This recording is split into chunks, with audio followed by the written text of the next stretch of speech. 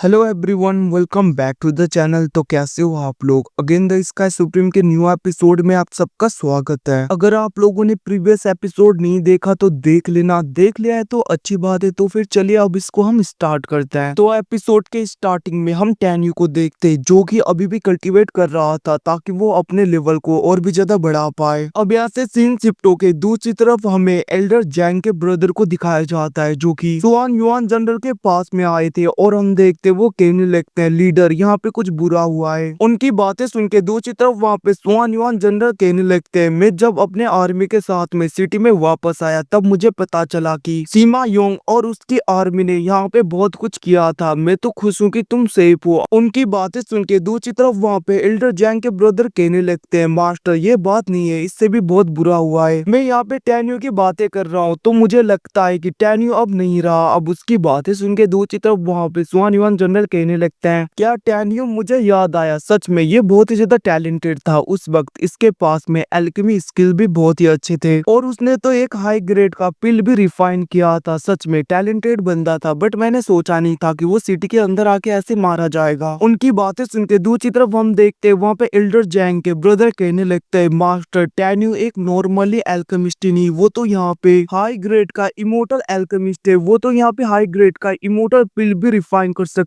है। अब उसकी बातें सुन के वहाँ पे सुआन युआन जनरल शॉक हो गए थे। दूसरी तरफ वो एल्डर कहने लगता है इतना ही नहीं, उसने तो प्रॉमिस भी किया था कि वो फ्यूचर में सुआन युआन आर्मी को इमोर्टल पिल्स की सप्लाई करेगा। अब उसकी बातें सुन के वहाँ पे जनरल बहुत ज्यादा शौक पड़ते हुए उसके पास में आ गए थे। वो कहने लगते हैं आखिरकार वो कैसे मारा जा सकता है। अब यहाँ से सीन शिफ्ट होके दूसरी तरफ हमें उसी मिस्टीरियस लेडी को दिखाया जाता है जिसके पास में उसका एक बंदा आते हुए कहने लगता है मास्टर मैंने सुना है कि सीमा योंग ने टैन्यू को मारने के लिए अपने सब कोऑर्डिनेट ली को सेंड किया था, बट अभी तक इस मैटर में कोई भी न्यूज नहीं आया। मैंने सुना है कि उस जगह पे सियाहू फैमिली के 2 लोग भी गए थे। अब उसकी बातें सुन के वो लेडी कहने लगती है अगर टैन्यू मारा जाए तो ये हमारे लिए अच्छा ही होगा। वहीं पे वो बंदा कहने लगता है और यहाँ पे सुआन युआन आर्मी के जनरल भी वापस सिटी में आ चुके हैं। दूसरी तरफ वो लेडी कहने लगती है अगर ऐसा है तो तुम किसी को भेजो ताकि वो यहाँ पे सुआन युआन जनरल के ऊपर नजर रख सके। अब यहाँ से सीन शिफ्ट होके दूसरी तरफ हमें सुआन युआन जनरल को दिखाया जाता है जहाँ पे वो एल्डर कहने लगे थे मास्टर मैंने इन्वेस्टिगेट किया था और मुझे पता चला कि जनरल सीमा योंग ने जनरल ली को सेंड किया था ताकि वो टैन्यू को खत्म कर सके। और इतना ही नहीं, सियाहू फैमिली के 2 लोग भी गए थे बट उन चारों का कोई भी अता पता नहीं। टैन्यू कहाँ पे गया, जनरल ली कहाँ पे गया और यहाँ पे सियाहू फैमिली के वो दोनों लोग कहाँ पे गए ये भी नहीं पता। मैं और भी ज्यादा इन्वेस्टिगेट करना चाहता था बट यहाँ पे जनरल सीमा की वजह से मैं कुछ नहीं कर पाया। अब उसकी बातें सुन के वहाँ पे सुआन युआन जनरल गुस्सा हो गए थे। वो कहने लगते हैं एक बार मुझे खुद जाके मिलना होगा सीमा योंग से। इतना कहते हुए हम देखते वो वहाँ से जाने लगे थे। अब यहाँ से सीन शिफ्ट होके दूसरी तरफ हम टैन्यू को देखते हैं जिसने अपनी स्ट्रेंथ को बहुत ही ज्यादा इंक्रीज कर दिया था। वो कहने लगता है अब वक्त आ चुका है उस सीमा योंग से मिलने का। वैसे भी अब मेरी एनर्जी इतनी ज्यादा बढ़ गई है कि इमोर्टल रिलम के 9th और